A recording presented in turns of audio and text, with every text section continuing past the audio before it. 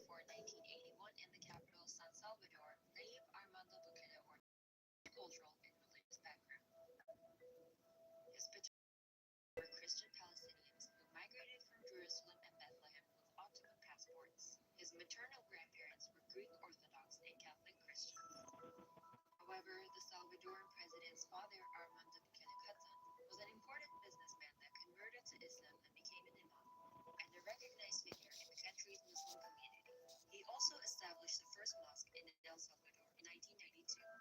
However, Bukele's ethnic background is not the only thing that sets him apart from his political rivals. His age and connection to technology, cryptocurrency, and social media make him highly unconventional. He even earned a spot in Time magazine's list of 100 most influential people of 2021. His political career started in 2012 when he became the mayor of Nueva Guzmán, while backed by the Farabundo Marti National Liberation Front. He then served 3 years as mayor of San Salvador. In June 2019, Bukele came to power backed by the conservative Great Alliance for National Unity Party and became the youngest president of El Salvador. Bukele came to office promising the beginning of a new history and pledging to fight gangs, squash corruption, and break from the country's entrenched political parties. His slogans like "There's enough money for all of us if no one steals" gained him support among the youth. Since coming to office in 2019, Bukele has made Bitcoin a legal tender, making El Salvador the first country in the world to take such a step. However, Bukele has drawn backlash for the dismissal of 5 judges from the Supreme Court and Chief Prosecutor Ron Malera during elections in May 2021. In addition to more recent criticism of his COVID-19 curfew restrictions implemented in June 2020 that were ruled unconstitutional by the Supreme Court. While Bukele has not officially announced his 2024 presidential candidacy, his supporters and critics are continuing to watch where his policies take El Salvador.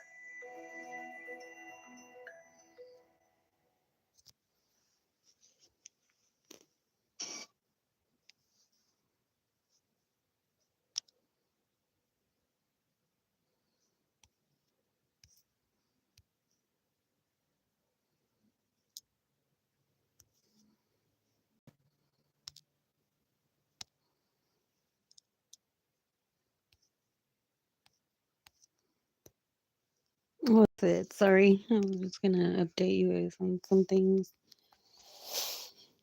As I just wrote on my Facebook page, and I wanted to see. Hold on, this God always answers me fast.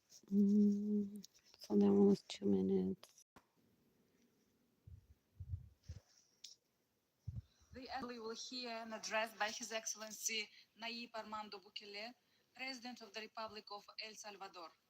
I request protocol to escort His Excellency and invite him to address the assembly.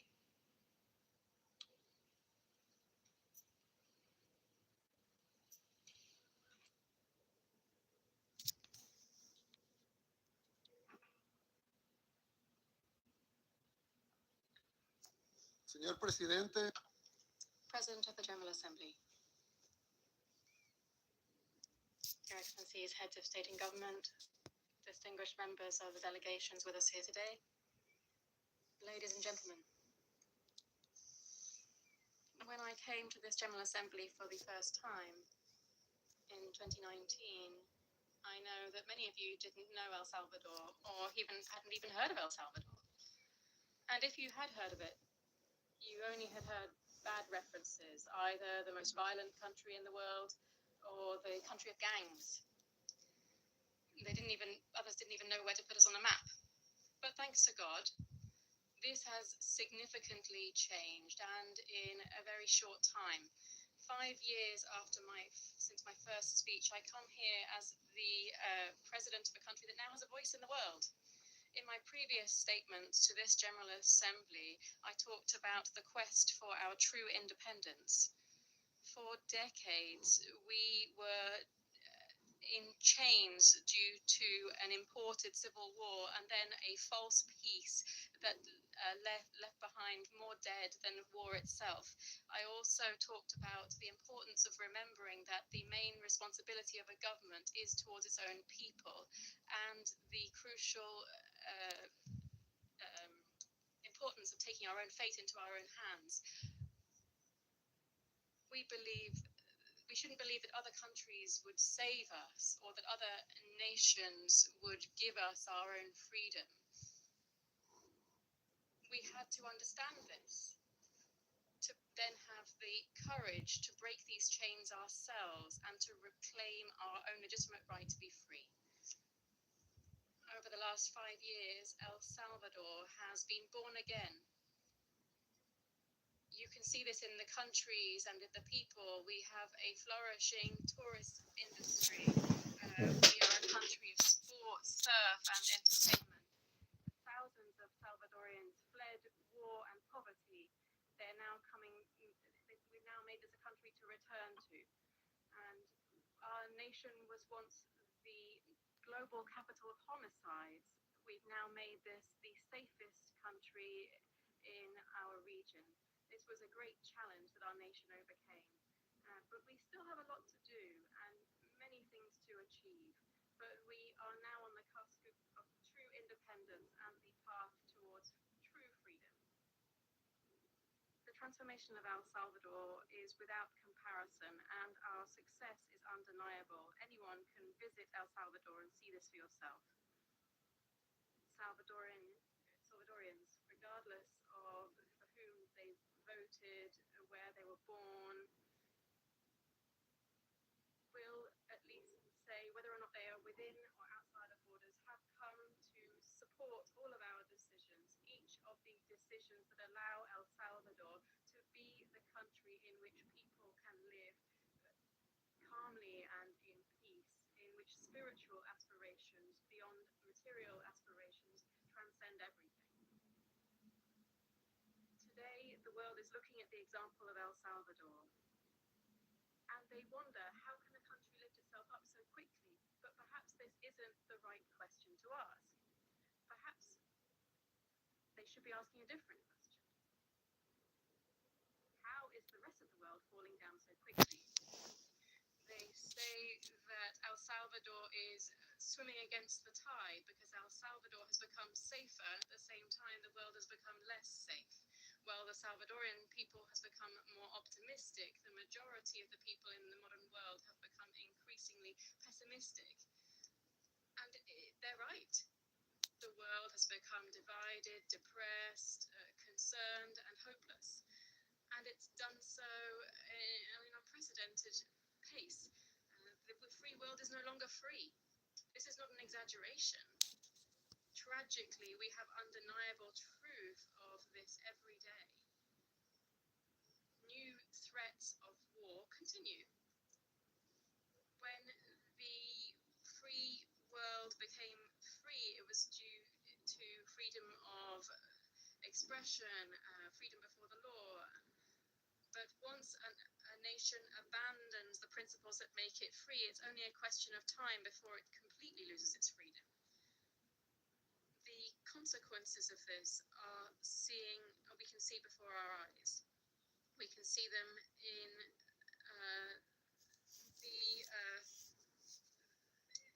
some of the most advanced countries in the world.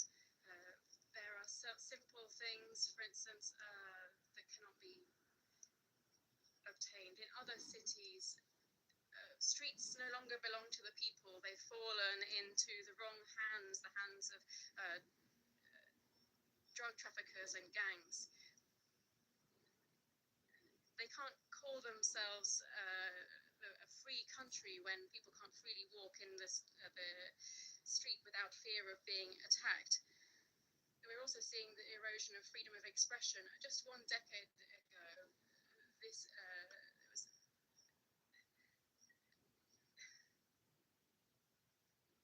the biggest platform of social media in the world has had to use its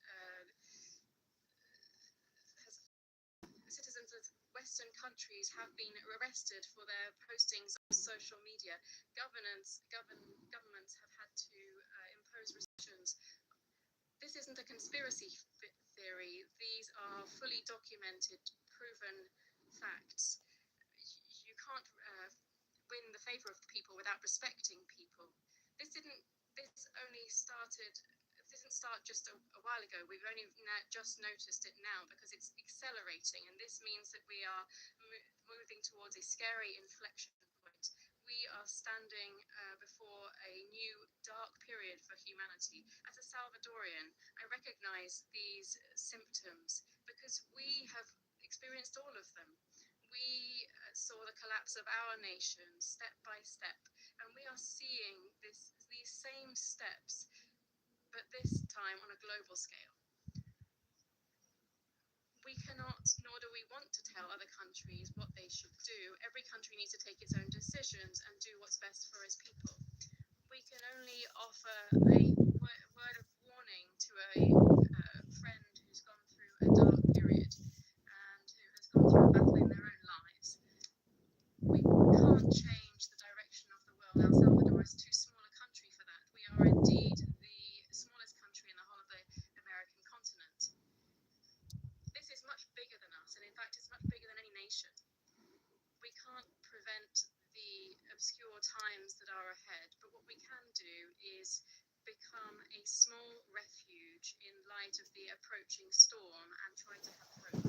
In El Salvador, we will not renounce our position. We don't confiscate the goods of people, property of people who don't agree with us. We don't arrest people for their own ideas. In El Salvador, we have freedom of expression, and that will always be protected. In El Salvador, we prioritize public safety over the comfort of criminals.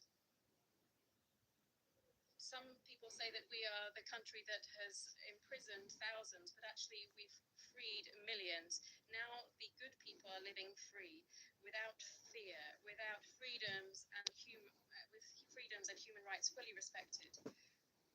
We want our people to prosper. That's why we foster innovation and new ideas. We understand that we need to have a safe space for ideas to flourish so that we can have research and experiment focused through antiquated regulations or subsidies opposed to change. In El Salvador, you will find a space to explore your ambitions, be that in technology, energy, medicine, arts, culture, music, or architecture. Just a few years ago, El Salvador was one of the darkest places on the planet. But in a short time, our country was born again because we remembered that freedom is something that you take.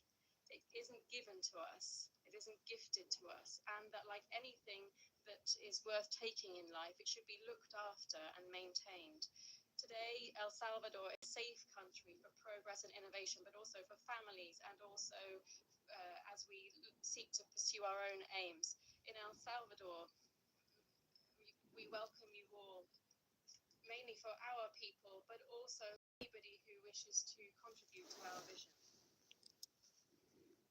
It won't be easy to do this. The next step, in fact, is perhaps harder than the previous steps that we've had to take.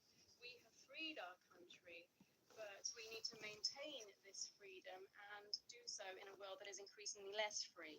El Salvador has left its past behind that we never wish to return to again. Perhaps it will be too late to avoid the obscure times ahead of the world, but it's not too late to build a bridge and to escape the storm. May God bless humanity. Thank you very much. It's windy today. On behalf of the Assembly, I wish to thank the President of the Republic of El Salvador.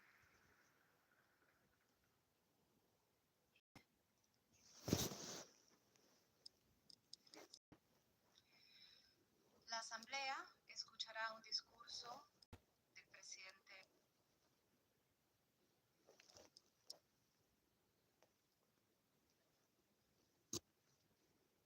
Fuerza Armada, atención. ¡Firme!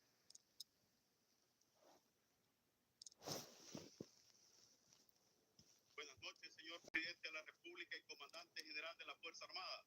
Con permiso, señor presidente, le voy a hablar. Le doy parte que la Fuerza Armada está lista para presenciar su discurso a la nación de su 4º año de gobierno.